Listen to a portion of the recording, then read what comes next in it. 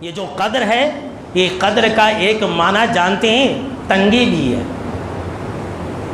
ایک معنی تو آپ نے سن لیا کہ فیصلہ ہے، اس رات میں فیصلہ کیے جاتے ہیں۔ دوسرا معنی یہ ہے کہ قدر کا ایک معنی ہے تنگی۔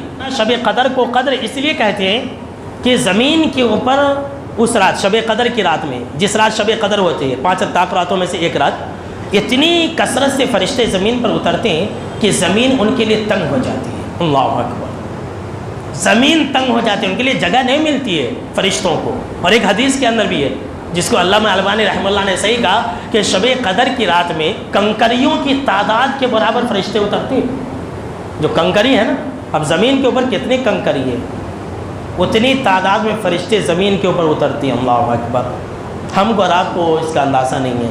تو میرے دوستو، یہ جو شب قدر کی راتیں، یہ عبادتوں کو انجام دینے والی راتیں، عشاء کی نماز، تراویح کی نماز، ذکر و اذکار، تلاوت قرآن، دعائیں، یہ آپ زیادہ مانگا کریں، اور جو شب قدر کی دعا ہے اس کو کثرت سے پڑھا کریں۔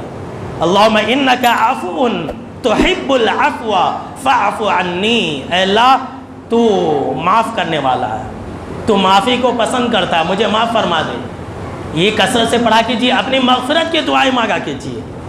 اور شب قدر کی رات میں اور ایک چیز مانگیے اللہ سے، اپنے ملک کی امن کے لیے دعا کیجیے، بہت زیادہ ضروری ہے آج کل، بہت ہی زیادہ ضروری ہے۔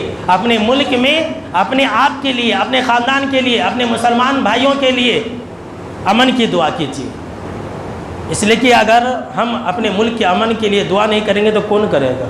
اور ملک کی جو امن ہے یہ ہم سے ہی بچی ہوئی ہے، یاد رکھ لیجیے، مسلمانوں سے بچی ہوئی ہے۔ مسلمانوں کے اوپر اگر خرابی آ گئی تو پورے ملک کے اندر خرابی آ جائے گی۔ سن لیجیے، یہ اللہ کا فیصلہ ہے۔ آپ جو ہے حضرت ابراہیم علیہ السلام کی دعائیں کیجیے کہ رب اجعل ھذا البلد آمنا، کہ اللہ تو اس ملک کو، ہمارے ملک کو، اس شہر کو امن والا بنا دے۔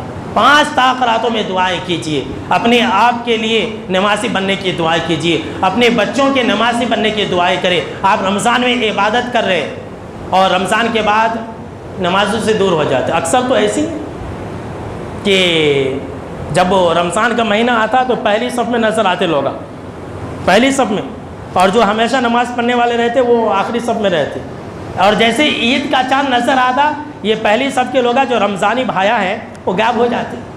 تو اس سے بچنے کی دعا مانگو شب قدر کی رات میں کہ اللہ تو مجھے پورے سال بھر نمازی بنا۔ اور اگر آپ دعا مانگیں گے اور قبول ہو گئی سچے دل سے، اگر آپ دعا مانگیں گے اور قبول ہو گئی تو آپ پورے سال بھر نمازی بن جائیں گے۔